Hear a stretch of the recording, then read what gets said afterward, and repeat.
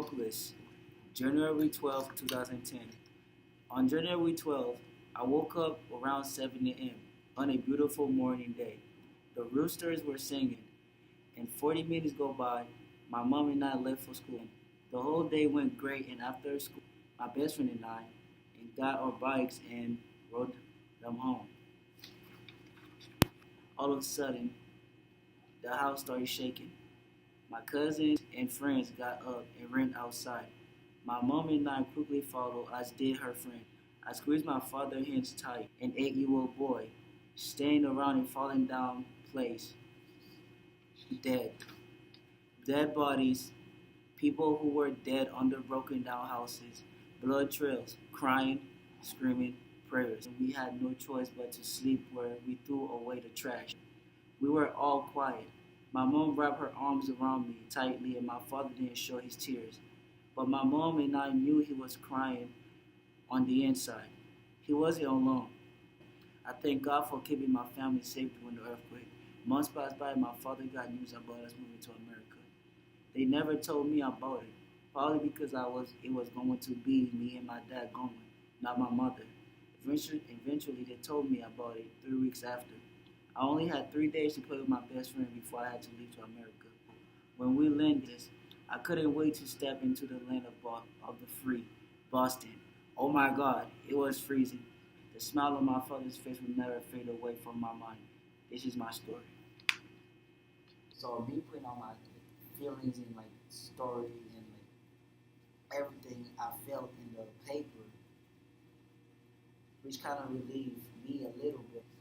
Coming to America, like where everything's kind of like free, like the only problem is the cold and all that. But like, I went back to Haiti and like to visit some of the places. They all got built up, but at the same time, there's people that still live in tents nowadays. Because the house that I'm being here right now, I feel all safe. I got everything I need. But people that was with me that I know are still living in tents. So that kind of makes me feel some type of way that I want to be happy. At the same time, it's kind of hard for me to be happy, like knowing that I got people that like suffer the same thing to be still living in the same, environment. Earthquake just hit not long ago recently. Right.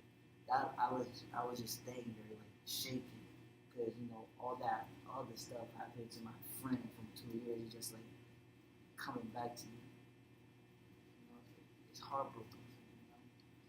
So it's like no matter what happened, just don't give up on it. You may feel like, I call the story hopeless because we all was hopeless. But we didn't let that tragedy thing, like the tragic thing that happened to us, bring us down. Because we were still fighting. We were still fighting to go look for other people that was under the breakout. I'm so glad that my country never gave up, And those people that still live in a tent to this day, I hope they'll never give up because, it's the same thing, miracle that happened to me, the same thing that happened to you. You just put it in the back because everything that happens for a reason. You can't control what happened in the world, And basically, that I went from them never giving up, and from my father, I learned that like hard work pays off. From middle school, my father and my mom managing to come to my games, that really makes me happy. That motivates me to give all my all to the game. Like my father is a big role model to me. My mother is a big role model. She will never let nothing happen to her baby. And I just love my family. What we've been through to what we are now is a blessing. Me having done my life is a blessing to me. I couldn't ask God anything more than like I'm gonna tell him the story. As an older brother, I'm gonna straighten him out and be like, if you're talking like that, you wouldn't be here breathing air. You wouldn't be here like touching these new things. You wouldn't be here like hugging me, like being around me. You wouldn't know who you are if you wasn't for them. Like they could have been gone. I could have been gone. You would have had a big brother that would be here for you to tell you things, When I first came to America, I wanted to be like anybody, I wanted to be like everybody. In school, I wanted to be like that, Yeah, I want to be who I am if it wasn't for my father.